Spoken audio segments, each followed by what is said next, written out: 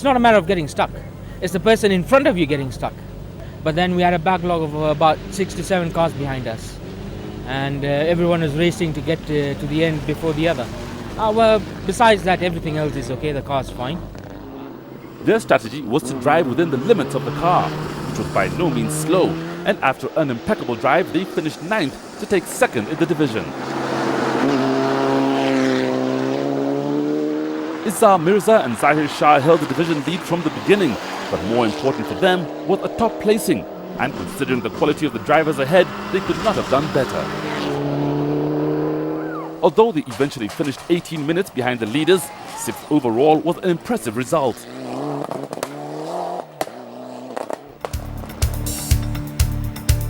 On the division table, Onkarai had done enough to maintain the lead, but with Jasmine Chana and Izzar Mirza moving up to 2nd and 3rd, the race for the trophy is guaranteed to be close.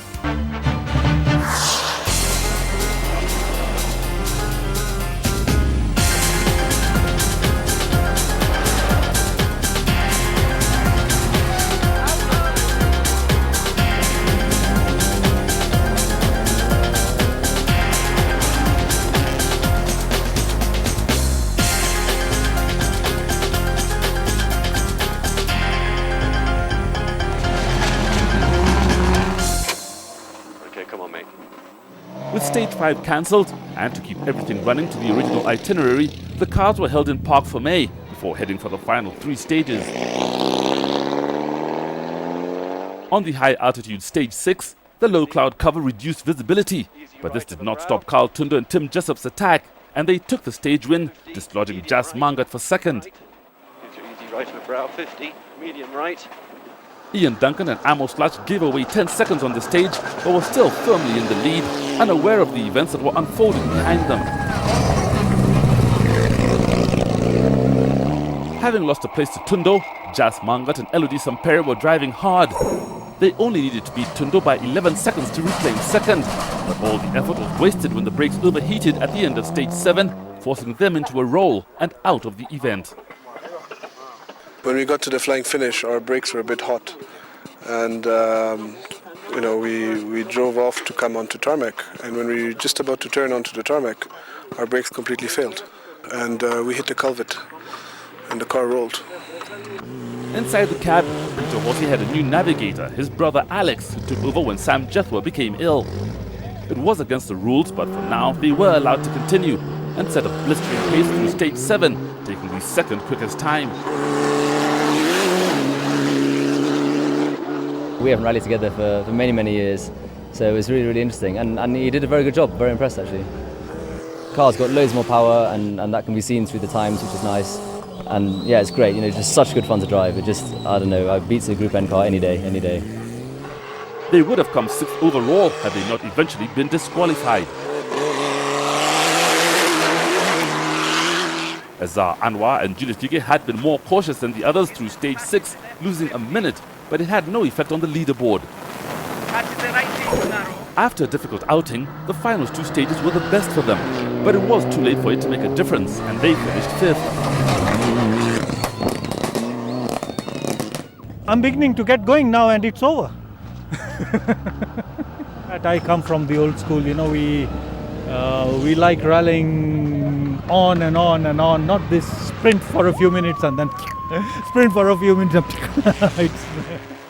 Baldev Chaga and Raju Semi were in a vacuum with nothing to gain by taking risks and concentrated on getting through the stages clean. Despite losing the power steering, they were 3rd fastest through both the closing stages, and with Mangat out, moved up a place to finish 4th. You're still leading Subaru against all these Mitsubishis. We'll beat them the next rally. Mitsubishis, their days are numbered. Still a lot of development work to do in it. I think we've got to work a lot on the diffs and the traction, but at least it's here, we've driven it. Carl Tundo and Tim Jessup knew it would be next to impossible to gain on Duncan for the win unless he made an error, but it was them who made the mistake.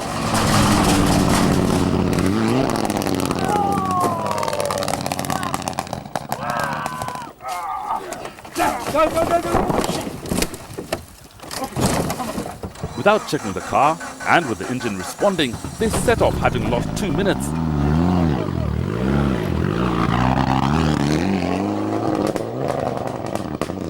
As if they hadn't been punished enough, they then punctured in exactly the same spot as they had done earlier.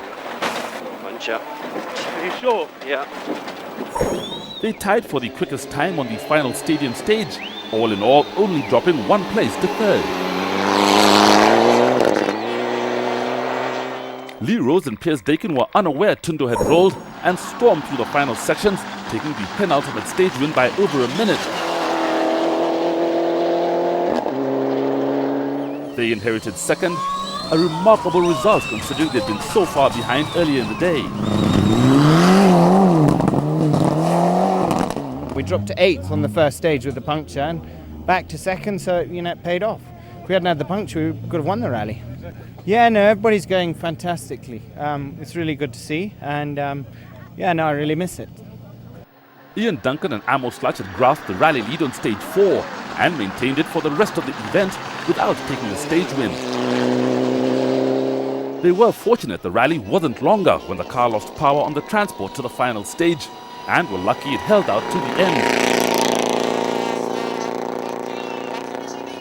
The hundreds of spectators at the stadium remained in place for the ceremonial finish, with the crowds entertained by the Zangalewa comedy troupe whilst the venue was transformed.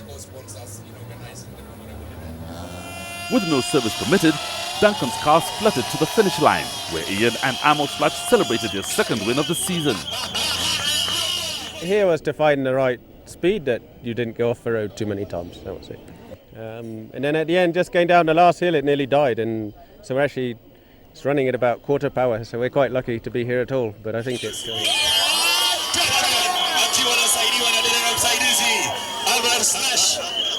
Ian Duncan eventually won by the huge margin of 6.5 minutes ahead of Lee Rose, with Carl Tundo a remarkable third. Equally impressive was John Rose in 7th in the Datsun 240Z. 22 cars finished in what will go down in the record books as the most difficult but best rallies of the season. On the championship board, it had become a 2-horse race, with Ian Duncan's win extending his lead over Carl Tundo to 55 points. The only other change was that Onka Rai dislodges Alex Horsey for 5th.